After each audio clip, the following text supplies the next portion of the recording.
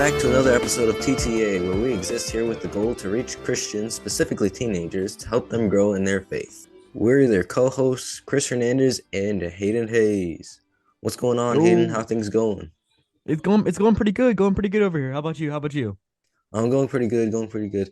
We're recording this episode on a Saturday, Sunday, I believe, which is hmm out of the normal because normally we would record on Wednesday. So Yep. that's quite interesting. How's the hmm weather going over there? It's pretty dark outside, you know? It's got that fall darkness. Don't know how to describe it. Chris, I think we might want to end the small talk here because we got a pretty big episode ahead of us with a special guest here, a good buddy of mine. Yeah, so let's take a moment to introduce our very special guest in this very special episode. Let's give our attention to Mr. Silas. Ooh. Welcome, Mr. Silas. We're so very thankful that you could hop on. hmm Yeah, glad to be here. Excited to have some good conversation with you guys. So, Silas, we heard you had a joke of the day that you could give us because normally we would give a really awful joke that nobody would laugh at. As a matter of fact, that's probably the only reason people still listen to us. They listen to hear the joke, not so they can laugh at it, but so they can criticize it. So, we're sorry if all the criticism happens, if any criticism happens at all, we'll take all the criticism and all the blame for having a really awful joke. So I heard you had a joke today. I love how we just put Well, that on that's Silas. that's absolutely correct. I do have a joke of the day, and really the only reason I'm on this podcast at all is so that I could receive the ridicule that you and your co-host are so oft taking upon No. themselves. And so, without further ado, here's the joke of the day. So a bear, nobody knows what kind of bear it was, walked into a bar one day, and I'll just keep this short. It walked up to the bar. It sat down at the bar stool. The other people are looking at it like, why is there a bear in the bar? And so the bartender, kind of warily, because it's a bear, asks the bear, what would you like to eat? And the bear says, I would like a taco and a Dr. Pepper. And so the bartender is looking a little bit suspicious, and he asks the bear, oh, hey, what's with the big paws? And the bear says, I don't know. I was born with them. Sorry. It always gets me. Yeah, that's a good one. That's a good one. Better than most of the stuff we put on the show. You know what? It's probably better than all the jokes we've done combined. No, there was that one social media one. Like, what's the difference between a social media influencer and a bench? One can support a family. Like that Oh, was really good. That one was really good. we don't talk about that Oh one. man. We don't talk about that one because that one was technically Ow. stolen. That one was stolen, but I Oh. credited it, so I cited my sources. Oh yeah, so we're safe. So, Silas, why don't you tell us a little bit about yourselves and why you're here? All right. Yeah, my name is Silas. I am 16 years old. I am in 10th grade. I go to a public school here in Texas. 8 months ago, my family moved here from Asia, where I've lived for all of my life up until this point. And over there, we were missionaries, preaching the gospel. My dad and my mom have been kind of moving around my whole life, doing different businesses to try to reach the peoples there. And yeah, so that's been my whole life up until this point. Yeah. We're really grateful to have you here. And hmm in this special episode on missionaries, we're really glad we can actually have a missionary who is a long-term missionary. So you know all the kind of things, you know all the difficulties from being long-term on a missionary. And who knows, we might even have some. I believe Hayden shared it with someone else who is also currently a long-term missionary.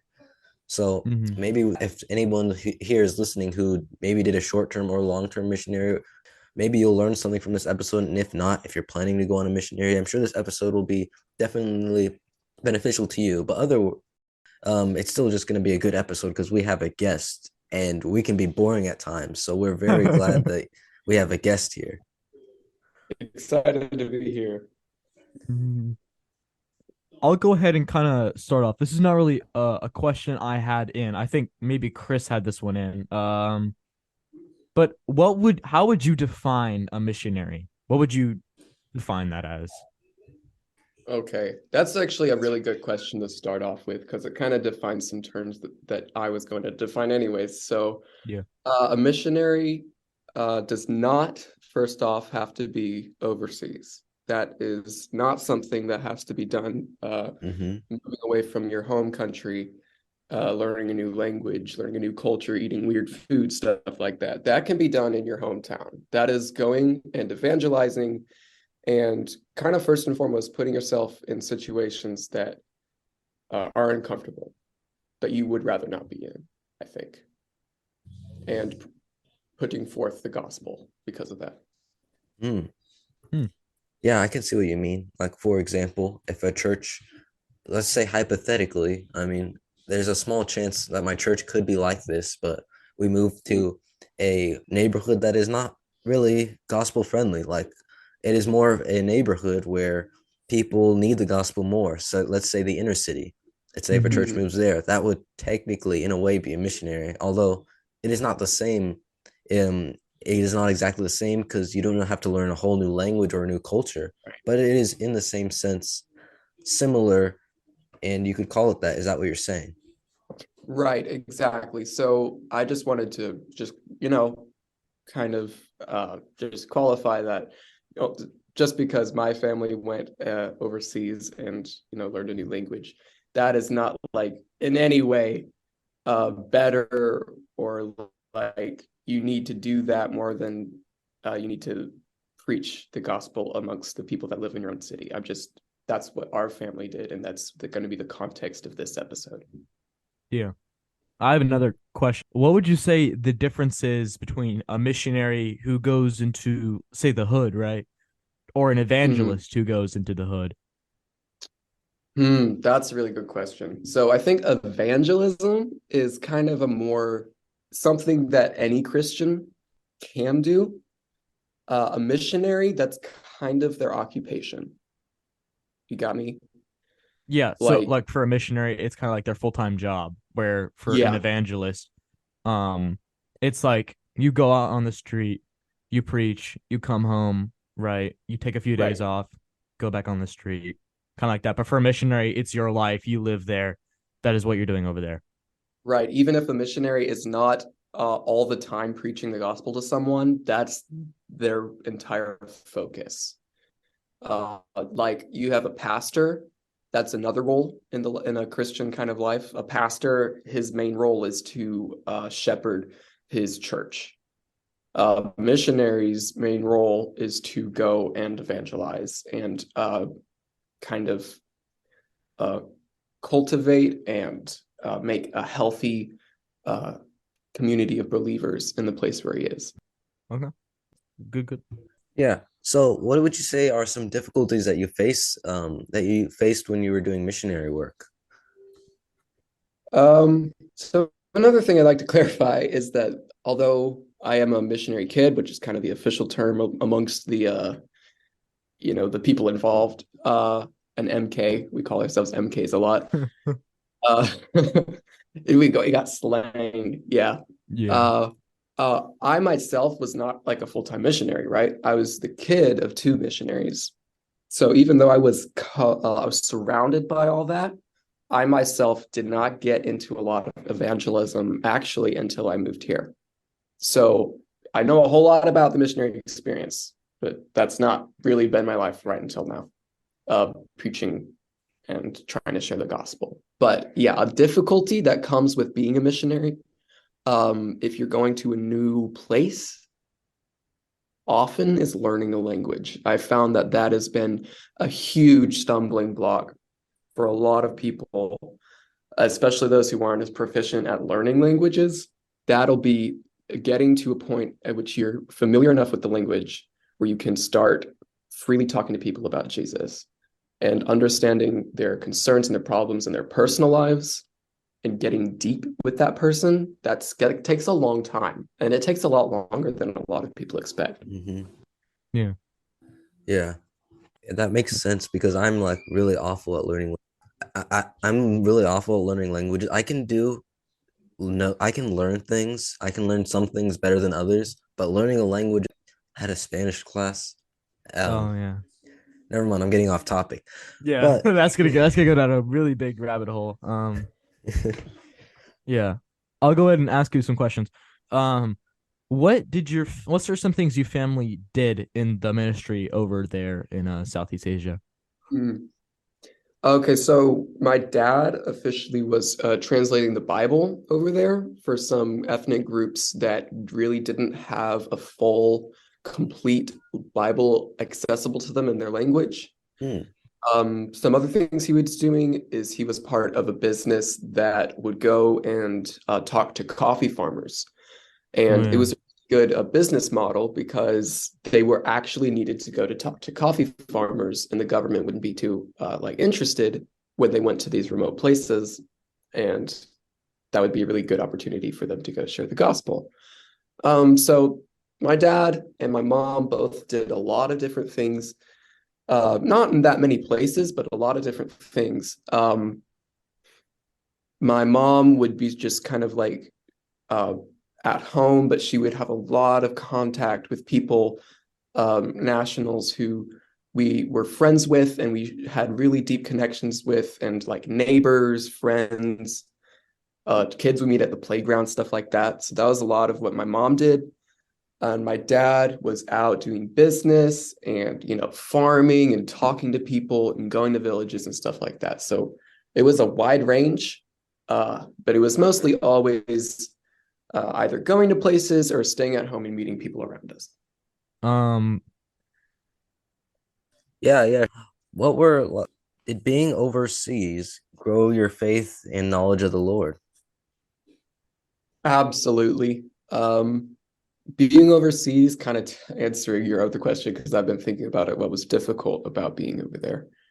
Being overseas and trying to spread the word, you're obviously going to face a lot of opposition, both like from man and from, kind of the forces that are against God just everywhere. And that really, like, you can really feel it when you're in a new place, and not exactly a new place. I'd been there my whole life, but like a different yeah. place. Your family can experience a lot of opposition and tribulation and just really hard times. And I'm saying that like if you're not a missionary, you're not going to experience hard times, but you know what I mean.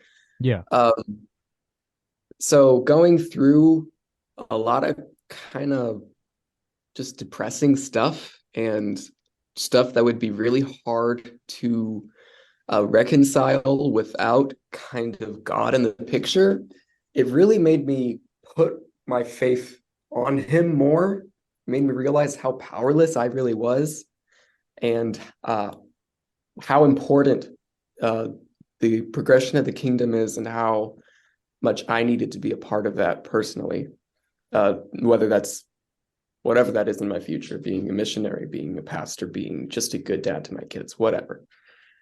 So it really made me realize how important trusting the Lord is. Just a follow-up question. Was there any main religions that were in the area, or was it just agnosticism, atheism, which in itself could be considered their own religions? What was Mm, their main religions like? yeah, that's a good question. So, in the first place I lived for most of my life, that would be atheism. But we lived for a long time, and the main religion there would be atheism. But mostly the people we were focused towards would be Buddhist. And for my whole life, I've been around Buddhism, and that would be syncretized with animism. In every place I've lived, it would be Buddhism syncretized with animism, which kind of, to whoever doesn't know what that means, it means that people were practicing Buddhism, they had pictures of Buddha, they said Buddhist things, but that would also be tied in, mushed together with animist practices such as worshiping spirits and giving offerings to spirits and stuff like that. So that would kind of be the main religion over there. Yeah. Here. Let me just say, what are some fears you had and how did you overcome them? These can be like fears of anything, Mm, whether it be the people or the ministry or something like that. yeah. So uh, because I grew up over there, I never really had any fears about like being fearful of the place I was in. In fact, that really only started once I came to America because I had never really lived here. Yeah. But I was very familiar with that place. But the fears that really got to me were, you know, fears about my salvation. That I had a lot of that as a little kid, and I don't know what that was, but that was a really big struggle in my life. Um, Another one would just kind of be like safety. Like, is my family safe? Yeah. Especially after we were kind of facing some scrutiny by the government. Mm-hmm.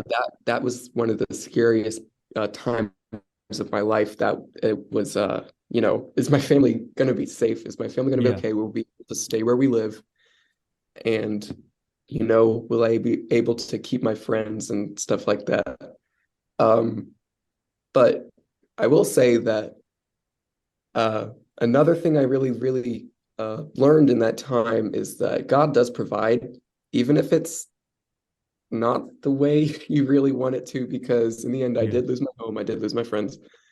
But I gained a whole lot. I gained a new home, gained some new friends. I still am in contact with those old friends, Mm-hmm. and I just have a better understanding of what it means to follow Jesus now. Um, what are some wonderful things you got to see in your ministry, whether that be baptisms or coming of faiths or people just overall listening? Yeah. Can you name a few of them? Hmm.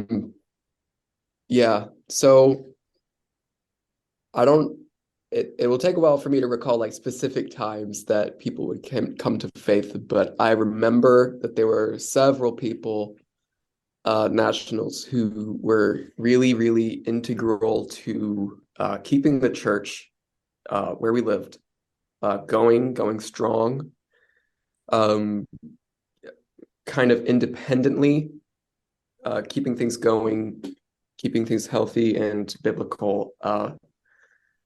I remember several baptisms of people that we had built relationships with, whether we were like going down to like the literal river to baptize them, or like baptizing Yeah. them in a pool. One time we baptized them in a coffee washing tub. Hmm. That's what we had around. Um, Hmm. that for context, my dad worked for a coffee business. I don't know if I said that earlier. Okay. Um, we just didn't have a coffee washing tub lying around. Yeah. Um, but yeah, there were, I can't really remember specific incidents, and if I did, I'd be worried that somehow those could be tracked down. But Hmm. there were really hopeful things that I remember when I was really little that would keep my family going and keep my family hopeful and keep my family knowing like, oh yeah, the Lord is working, even if Hmm. it's like 2 years before we see any progress at all. Like, even if it's like 3 years before we see anyone come to faith. It's like there is progress, like especially if you don't see it. Like, one of the main tasks of being a missionary is not to sow seeds, right? And Hmm. then you're seeing all this fruit come up, you're seeing all these plants come up, and then you get to see the fruit and you get to enjoy it. That is not the job of a missionary, unfortunately. I wish it was, because that would be Mm. amazing. The Yeah. job of a missionary is just to sow seeds and to cultivate whatever growth you see happen, and eventually hope that it can sustain itself. Hmm. Yeah. Wow, that's really deep. Hmm. I hope that makes sense. Like, Yeah. It's like you give them the foundations of the gospel mhm. and hope that they're able to take it from there.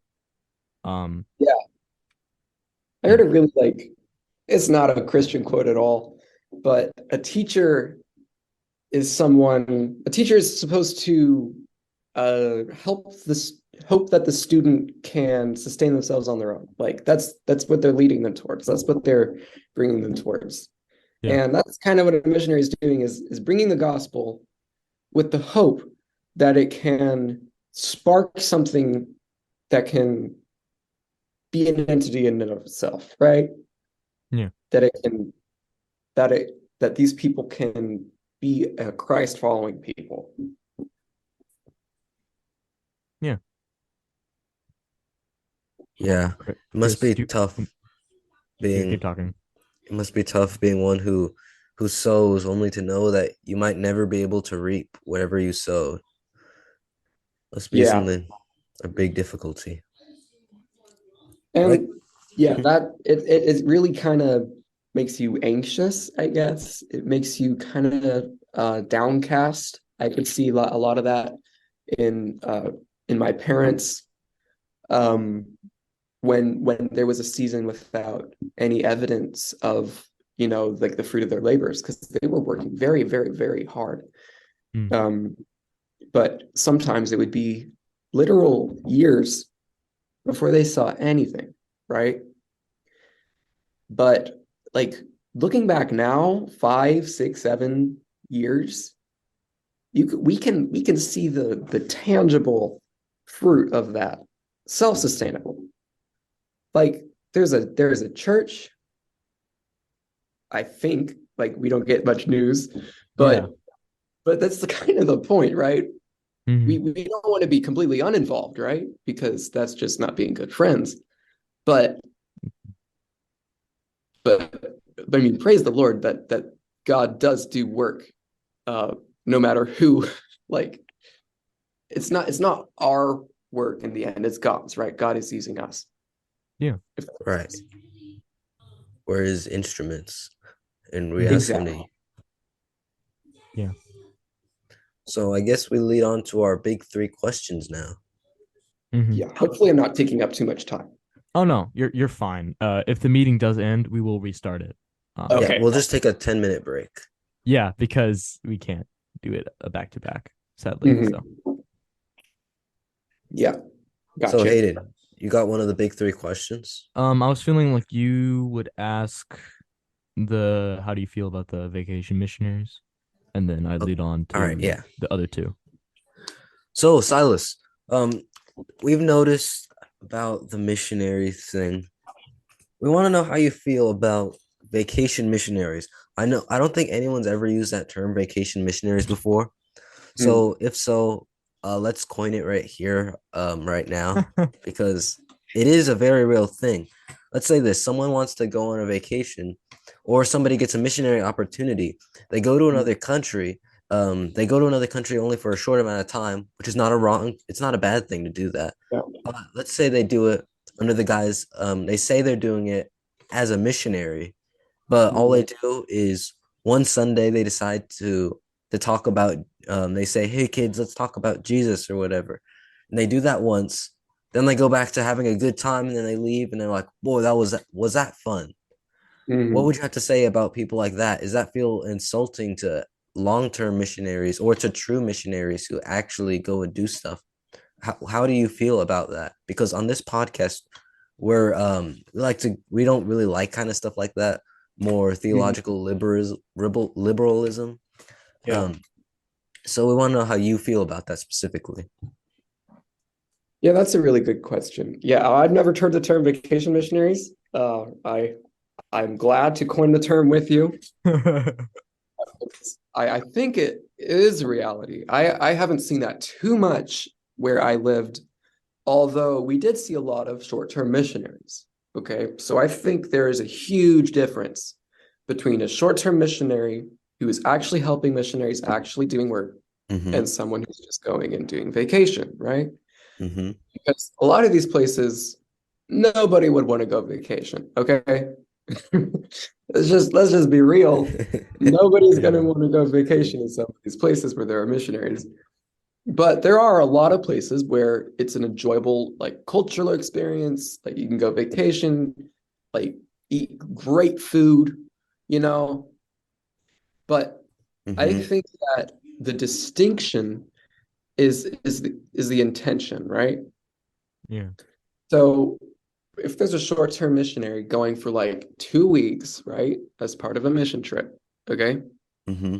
there is real tangible work that can be done, especially I think, personally, I think that especially to the missionaries themselves. Yeah. Mm. We think about like a short-term missionary going and preaching, evangelizing, sowing seeds. And obviously, that's good. That God can do whatever with whatever, right? Yeah. Mm-hmm. But a lot of really good work, fantastic work done by short-term missionaries is giving aid and support, resources, just help, any kind of help, babysitting kids, right? To Hmm. the long-term missionaries, right? Just that can be such hope and such joy and such relief often to long-term missionaries who are going through a hard time, who need some help, okay? Hmm. Some like familiar language, even like just talking to someone in their own language can sometimes be like a relief. And so there's a distinction. Hmm. um if you Mm-hmm. have the opportunity, listeners, to go on a mission trip and if it's like a 2 week, 1 week, 3 day mission trip, do it. Mm-hmm. Okay, do it. You definitely should do it to at least get a taste of what it's like. Okay. See if it's for you. If Yeah. you're interested in mission work, that's a great opportunity to go see if that's something you actually are, interested and able to do. And if you can give aid to long-term missionaries, some like new families, like there's a lot of long-term missionaries with new little babies that are just struggling.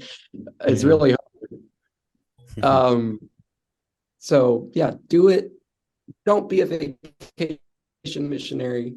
Actually work, actually pray for some results and help and pray that the missionaries will be helped by your efforts. So yeah, that's what I have to say. Nothing against short-term missionaries whatsoever. Love you guys wherever you are. Uh, but yeah, Yeah. Yeah, yeah, you made really good points. I can see you definitely have a good opinion on this.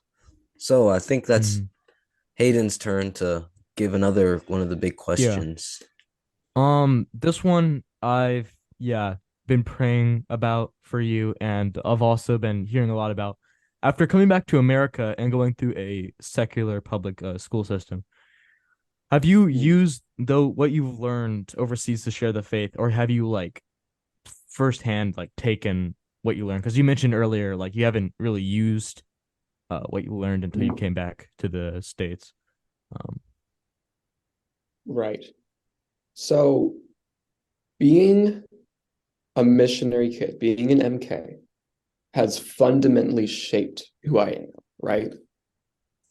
Another term we use in that kind of world is a TCK, another letter version yeah, of words. It means third culture kid. And what that means is that kind of I don't really feel at home anywhere. I have multiple homes all across the globe. I have three cultures. Maybe some people even have four, five, six, right? I have cultures of where I lived. I have the culture of my nationality, and I have the culture that is all of those combined, right? The culture of that community. And so what that means is um, I kind of just didn't really fit in here because it's not like, oh, Silas is an American. He's yeah, back in America. He's back home. I'd never lived here before. So being in a public school was actually kind of familiar because it is a situation in which nobody is like me, pretty much. Even if they look like me, they don't really act like me. yeah, Um, and so it kind of felt like energizing. So that's really where I felt the kind of motivation to be like, okay, this is where I can actually feel the Lord's calling me to help some of these kids. Because I'm not saying that all secular like school kids are messed up. That's couldn't be further from the truth. There are some yeah. fantastic, wonderful kids over there. Hmm. I've met a lot of them, but there's a real kind of darkness in a place like that, if you get me. Hmm. And it Right. really calls for some actual help. So in that situation, I really felt the Lord calling me to uh, start making relationships with some of these kids and seeing opportunities, praying for opportunities that I could share the gospel with them. Right. Yeah. We'll get back to that after a short break. Yeah.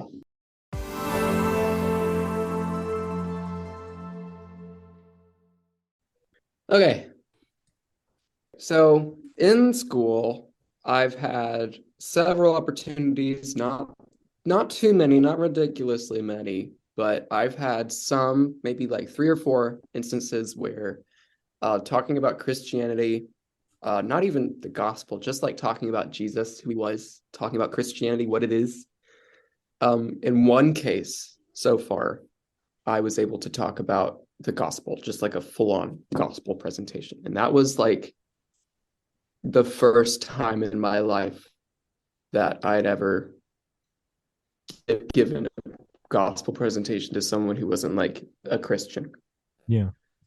Mhm. So I think that my experience as a missionary certainly prepared me, being around people who were so knowledgeable about the gospel and like Yeah. how to easily, concisely uh, present that in a conversation.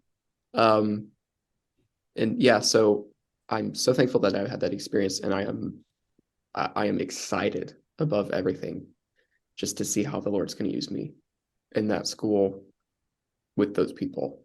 Hmm. Yeah. Yeah, good stuff. I think I had one more question. Just a little quick question. Not as Cool. big as any of the others. Um, what do you how do you think being a missionary will in the past will affect you in the future? Yeah. So because I lived in a kind of a different place, right? Um, and that was where my home was. I do feel homesick for it, right? Mhm. Um, Weird foods, weird places. Oftentimes the electricity goes out and stuff. That was my life.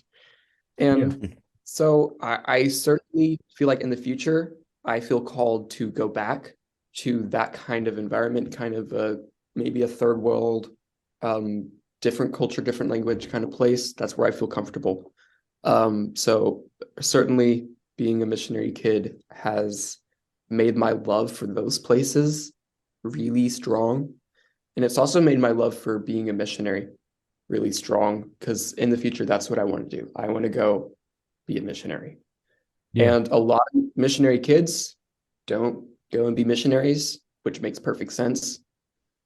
Not Yeah. everybody wants to be a missionary, even if they were in a missionary family. I just want to clarify that. Uh, Yeah.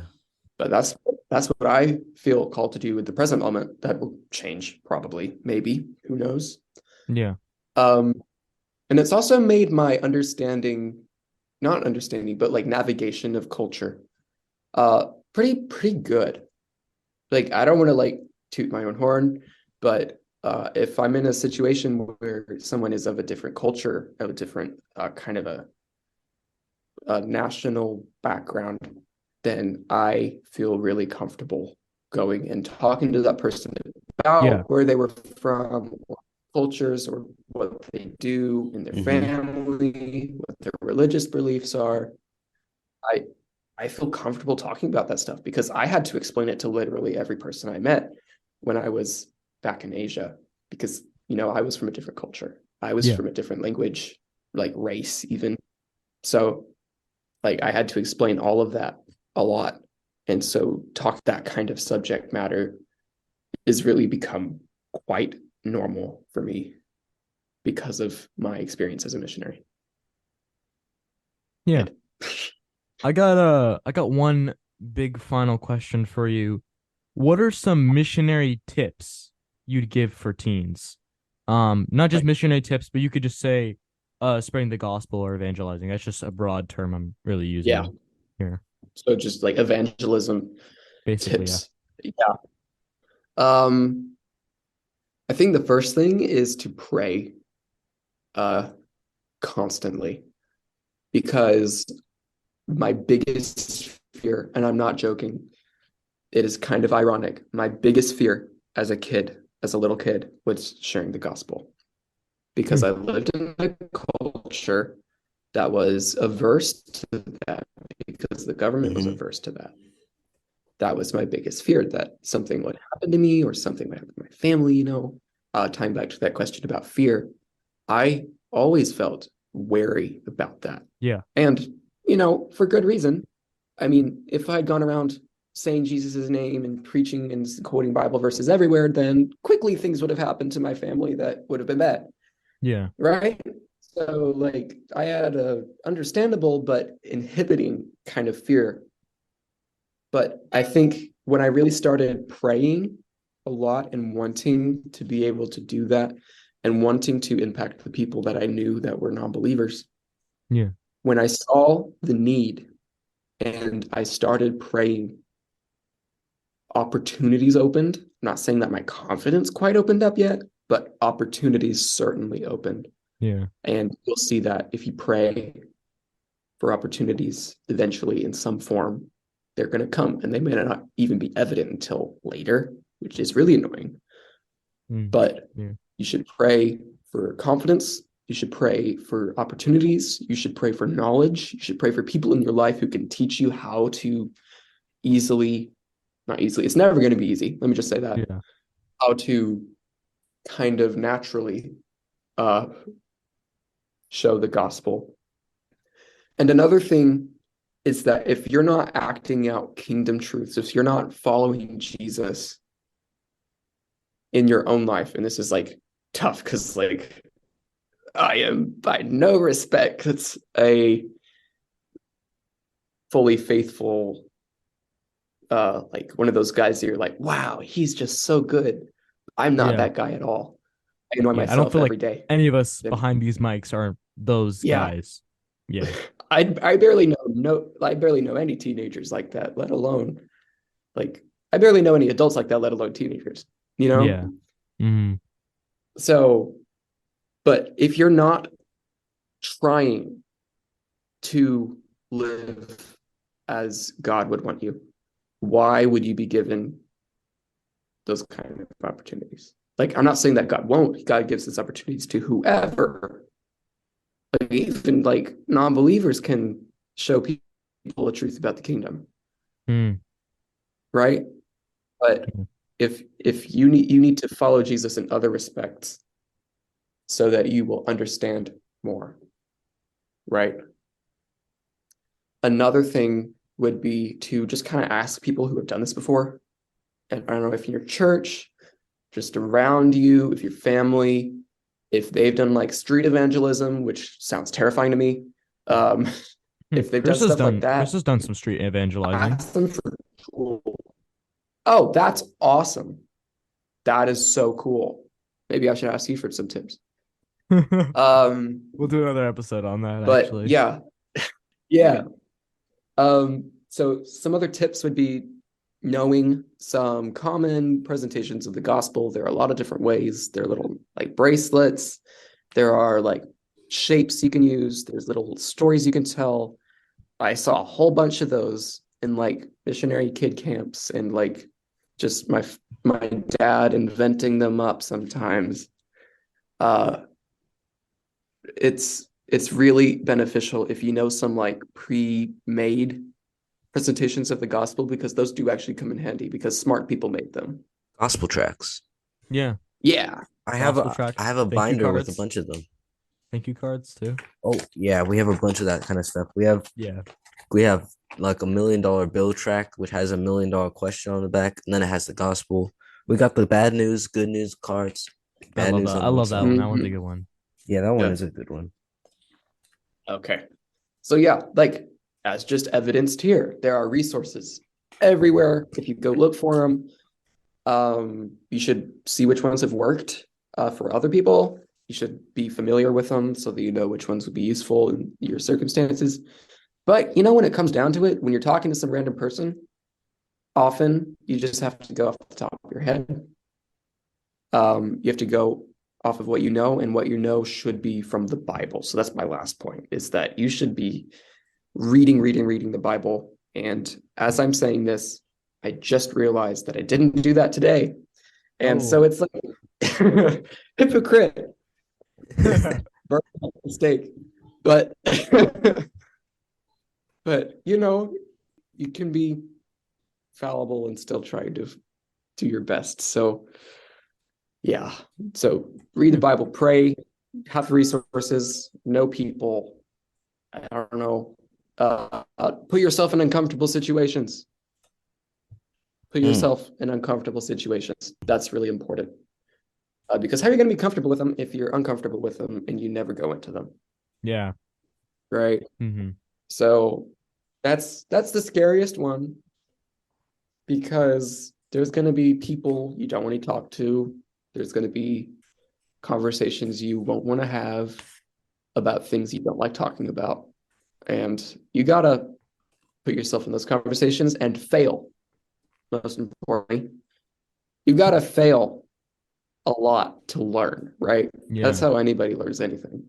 Mm-hmm. I'm not saying go out there and purposefully fail, try your Yeah. best, Try. but Yeah. Mhm. just understand that it's part of the process. It's like anything, but the Holy Spirit moves in crazy, crazy ways, and he can use your inexperience for someone else's salvation. So just know that whatever work you're doing, however lame and awkward it seems, God is using you somehow. So Mm. just have hope in that.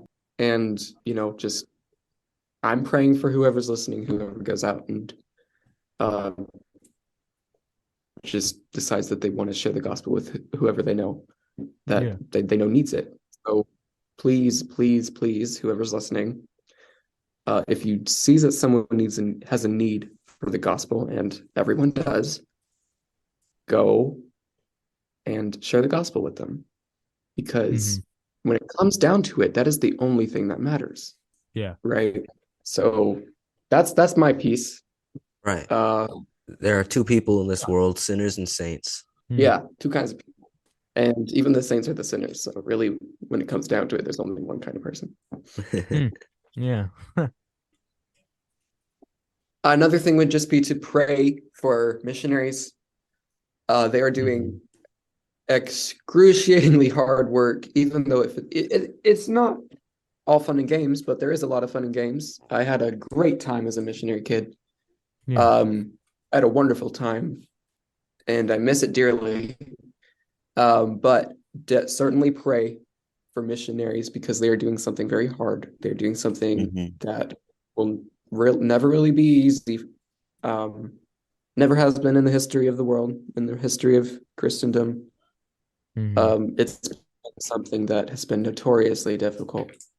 So pray for your missionaries, pray for your church's missionaries, pray for missionaries around the globe in very unreachable places. Pray for countries, Yeah. pray for all of those countries, especially, not especially, but pray for China, pray for Southeast Asia.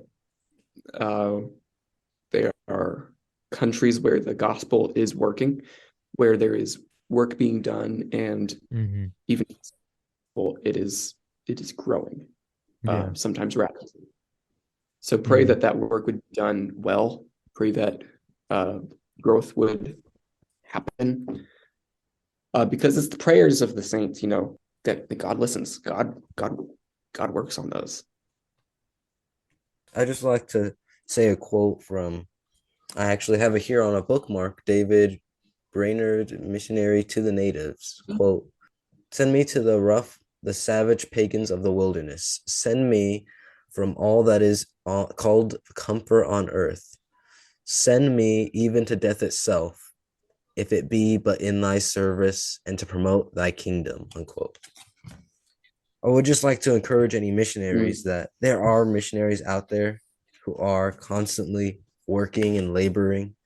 We just need a lot of times we need to pray for them. We need to pray for the laborers, pray for the empowering of the Holy Spirit, pray for the open doors and faithful proclamation. pray for the progress of God's kingdom.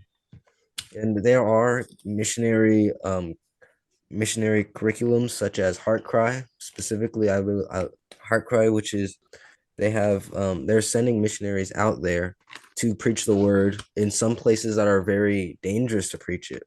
But ultimately, we realize that despite government having authority over us, we are under authority. We recognize that our highest authority is God. And if government tells us one thing and God tells us another thing, we have to realize that our loyalty is not only to the government, but our loyalty is to God. So it's really important that we have missionaries in places that need missionaries. Mhm. And we like to encourage anyone who is a missionary or anyone who plans on doing it, if that's what you feel called to. We like to encourage you that your brothers and sisters in Christ will be praying for you and will be praying for the work that you do. Do That's y'all really have good stuff. okay? If you want to learn how to evangelize, and um, there's some really not good ways you should evangelize, such as just going up to someone and saying, "Hey, man, Jesus loves you." Like that's not the gospel. That's just saying Jesus loves you. I mean, I mean, Jesus does love you, but it's not the but gospel. that's probably not the best opener. Yeah. Like, for example, why would a patient want a cure if he doesn't know that he has a sickness? Yeah. So I Yeah. would recommend, I would say a good way of presenting the gospel is the way of the master style, which is the way that I learned how to share the gospel. Very useful, very helpful for doing it biblically accurate as well as spreading the gospel in a way that is very helpful and very accurate, all while being effective. Leading into the law, first of all, saying that they are sinners, saying what they deserve, then leading into the gospel. So I would say definitely check out that. Hayden, what's a podcast for evangelism specifically? Right. I was gonna mention this in the outro, but I guess we've kind of transitioned to the outro Yeah. now. Um, yeah, Hearts of the Lost. Great podcast. Eventually we may be interviewing them. Wink, wink. That's gonna happen eventually. But yeah, they're a great podcast that talks about evangelizing, and they have a series on how not to evangelize, I believe, or no reasons not to evangelize. Where they talk about common reasons other people will say why not to evangelize, and they go off on that, and it's great. It's great. All right. First of all, thank you for listening. This is a one of our first interview episodes. It's pretty great. We all loved being here, having this conversation, especially during the break time. We kind of dragged that out a lot, really long time, just talking about theology, and it's great. We'll definitely have Silas on again, maybe, Lord willing. He is definitely, a great, person to be around and all that stuff. Be sure to share the episode with other people who want to be missionaries or people who are already missionaries. Or even better, you could take the stuff you learn from this, become a missionary, or start praying. There's a lot of stuff you can do from this episode. This is a great episode that we've been doing. First of all, this podcast is probably no longer free, right, Chris? This is Yep, it's yep, starting to come out of yeah, somewhere. I'll have yeah, to find a way to for yeah. yep. So we're really asking for supporters and donators. We have a link below, correct? Right, Chris? Correct. We have a link below to donate. And yeah, speaking of Solocast, another great episode for some of our older listeners is Solocast. Um, their motto is high theology for the average man. They have a lot of great episodes. I think one came out a few days ago. I still Yeah. have to listen to that one. Ooh, it's a deep one. I It recommend it. is okay. Okay, I gotcha. All right. But now, Silas, you get to say the. Okay, now we're gonna do it for reals. Okay.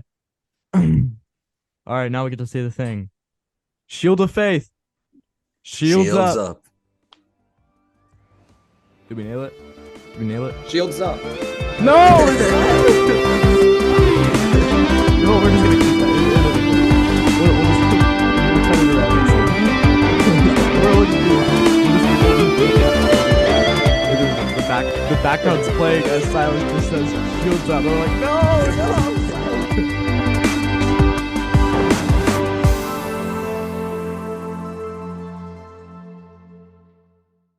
Shields up, shields up. I'll just say it as many times as possible and hope we get it in unison once. Shields up. Shields up. Shields up. Shields up. Shields up. Shields up. Shields up. Shields Shields up. up. Shields Shields up. up. We had to have gotten it.